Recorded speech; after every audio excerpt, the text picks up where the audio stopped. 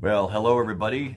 Welcome back. I'm Robin Robinson, and this is the complete whiskey course. So today we're going to talk about American whiskey, and specifically bourbon, because that's pretty much what's on most people's minds right now, and what's inside of their glasses. But let's take a look at the larger category of American whiskey first, so we can understand exactly how bourbon fits in there. Now, I'm going to bring up our map again, and here it is. This is our taxonomy. Everything, you can't see that. Everything is whiskey. And then on the bottom, you can see that there's American whiskey. If you look into the last two levels, there's a whole lot of categories in there. And that's what makes American whiskey really kind of confusing and confounding. First of all, it's any whiskey that's obviously made in America, just like any whiskey in Scotland is called Scotch whiskey, and any whiskey in Ireland is called Irish whiskey, in Canada, and so on. After that, it gets really, really specific. And one of the reasons is because America has so many laws that were put in place, especially coming out of Prohibition. So Prohibition pretty much killed the American whiskey industry. It's kind of came back afterwards, and in doing so, it came back with an enormous amount of regulations. Okay, so one of the things about all American whiskey is how it's made. So it can only be distilled up to a certain level in a still, okay? And that is, again, just like we found out in Scotland and in Ireland, it's 94.8%. Anything over 94.8% in the still, and typically that would only occur in a column still, would go grain neutral. You would actually lose the flavor of the grains that make it up. And specifically with American whiskey, you don't want to lose the flavor of those grains. Okay, so that's actually one of the sort of the specifics, the criteria around what makes American whiskey. Now let's get down to a specific here, and that is going to be bourbon. And so let's take a look at bourbon. That's a very specific American whiskey that everybody is familiar with. Okay.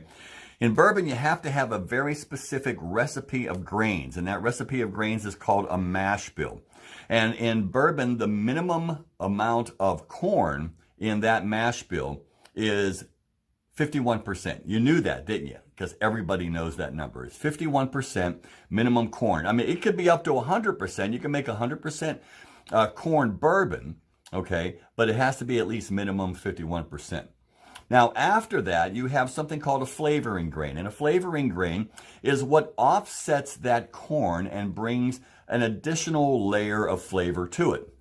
Most bourbon in America is actually made with the secondary grain of rye. Okay, so we've got corn right there, and rye is secondary. Now, one of the reasons is because rye is it's really the original American whiskey. Goes back, 250 years to the actual founding of America. But also the fact that it provides a real nice spicy counterpoint to the sweetness of the corn, especially when it's maturing. The third ingredient you'll put in there is going to be barley. Now, barley is always used in making bourbon, or for the most part it is. And one of the reasons is because barley is very good in creating the types of enzymes that are necessary in order to do the sugar conversion during fermentation, right? So you typically have a bourbon made up of corn and then rye or wheat. Wheat is a secondary grain, and there's a few of them out there. Like Pappy Van Winkle is a wheated bourbon, for example. Mostly it's rye, and then followed by malted barley. Now, the second thing about bourbon is it has to be put into a barrel. The thing about bourbon is they don't tell you that there's no time limit on the barrel. So essentially, it's not even a barrel. They actually define it as a container. So, quite honestly, I can put together what looks like a wooden coffin and call it Dead Guy Whiskey. And I could age it in that, and it would be considered bourbon. There is no specific minimum amount of time that whiskey has to be in a barrel. The barrel itself, however, has to be made of American oak, and it has to be charred on the inside. Okay, so those are really the specifications. It's an oak container and charred on the inside with any minimum amount of time that you can put it in there. So conceivably, I could take bourbon, I can bring it out of the still, I could pour it into a barrel and pour it back out, and conceivably it would still be called bourbon, legally.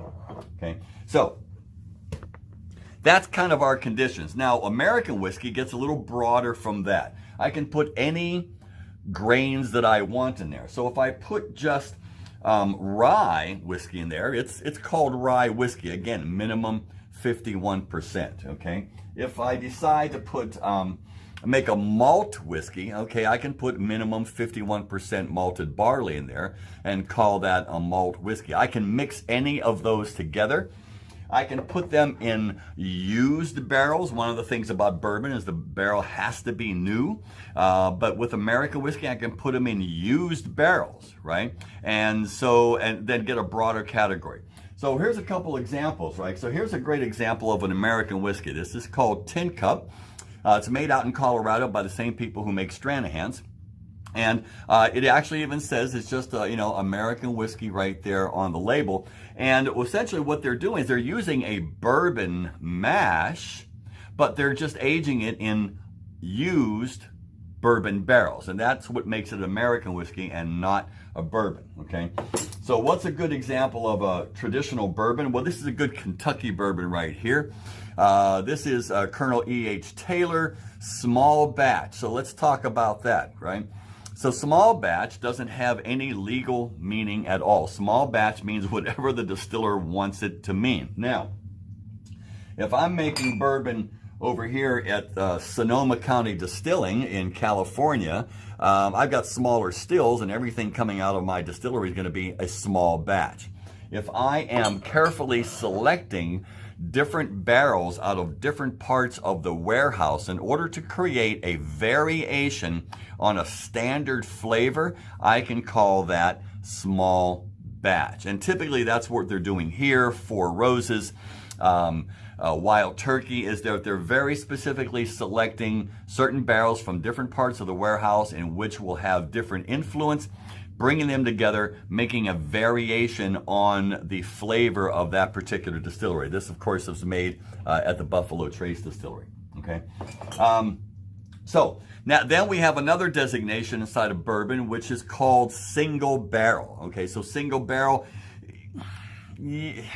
legally, yeah, I think it's kind of defined, not defined, but essentially what it means is that everything that goes into the bottle comes from one single barrel. So it's almost a, where I put my barrel. So it's almost, this is kind of like a 1-to-1 right here, right? So everything that got dumped out of that barrel goes into this bottle. And in the case of Blanton's right here, which is actually considered the first single barrel whiskey in Kentucky. This was created by Elmer T. Lee in homage to his boss, Colonel Blanton, who hired him down in Kentucky. And this, it actually even says right here, so it tells you when the barrel is dumped, which warehouse it came from, which RIC number it was on, what was the number of the barrel. So it's very, very specific. Okay. So that is small batch. That is single barrel. Let's talk also about the word straight. Kentucky straight bourbon whiskey.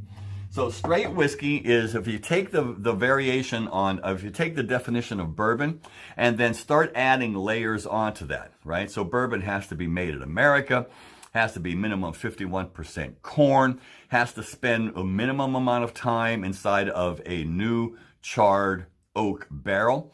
With straight whiskey, it has to spend a minimum of 2 years inside of that new charred oak barrels. It can't have any other additives in there as well. That's another designation. Also, in the way that the barrel is used, when the whiskey goes into the barrel, it could be no more than 62.5% in alcoholic strength going into the barrel, so nothing higher than that. And that's pretty much a standard all through the United States anyway. Okay, so that's straight whiskey. That is Kentucky straight whiskey means that it has to be aged at least 1 year in the state of Kentucky. So if you have Kentucky straight bourbon whiskey, whiskey is the definition we've talked about before. Bourbon is minimum 51% corn.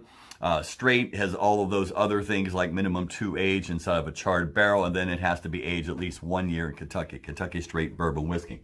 Now, the other thing we can talk about here is a whiskey that doesn't have the word straight on it. So here's Maker's Mark 46, right? So Maker's Mark 46, it just says Kentucky bourbon whiskey. And one of the reasons for that is because not only of their 2-year mark, but they actually put it's older whiskey as all Maker's Mark is, except what they did here to flavor this was they put some wood from some other barrels. In this case, it was actually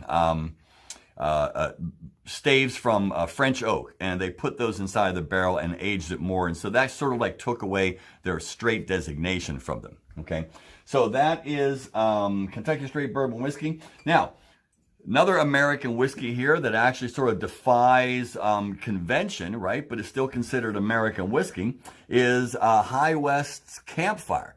So this is really kind of an interesting thing, and this is one of the reasons I think the American whiskey category is really ripe for exploitation, and there's a lot of innovation in there. And one of the reasons is because this is a blend of bourbon, right? Specifically bourbon, which is aged bourbon that was sourced from probably MGP. It's a combination of bourbon, rye that was sourced from the same place, and the third ingredient in here is actually single malt Scotch whiskey from Scotland that was blended in that kind of gives it a little bit of smokiness, and that's where the word campfire comes from. So that is the entirety of American whiskey, specifically bourbon.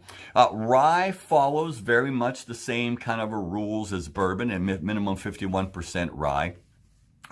Same thing with the barrels as well, has to spend time in a barrel. You get really confusing when you start getting into whiskeys that are called blended whiskeys. Now, in the United States, a blended whiskey is different than a blended whiskey anywhere else in the world. So if you go to Scotland, you go to Ireland, right, or you go to Canada, every whiskey in that bottle has to be a minimum 3 years old, which means that the whiskey can be distilled at any proof, but it has to spend a minimum of 3 years in a bottle. But American blended whiskey, such as Seagram's 7, right, or Seagram's Crown, does not necessarily have to follow that. It can put, and it does put, grain neutral spirits in there, and grain neutral spirits, as we may know, is considered vodka. It's distilled so high, over that 94.8% mark, that the grains have lost all flavor and taste. And that's used